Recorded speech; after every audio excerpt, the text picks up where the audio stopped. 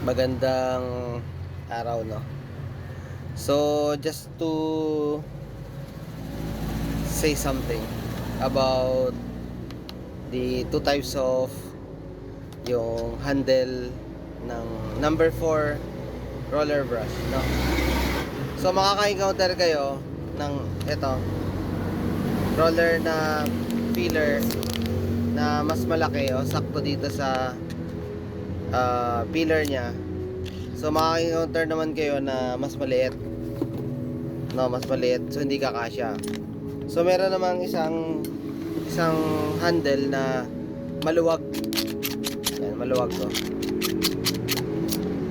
So kapag meron na kayo na ito, tapos nabili yung filler is maluwag, so ganito lang gawin nyo. So balutan nyo siya ng masking tape dito sa, around mga 1 inch ito, dito sa part na to, kasi yung lock ng baby roller nandyan. So lagyan nyo lang niyan para magamit nyo. Magdi-DIY lang tayo, no? DIY.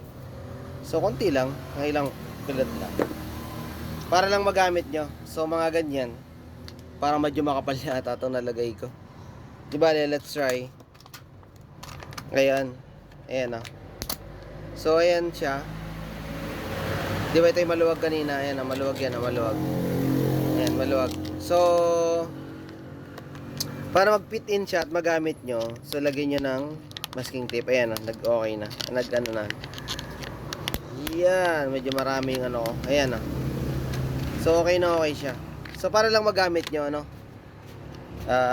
Ayan, another information yan. Yes. See you, bye.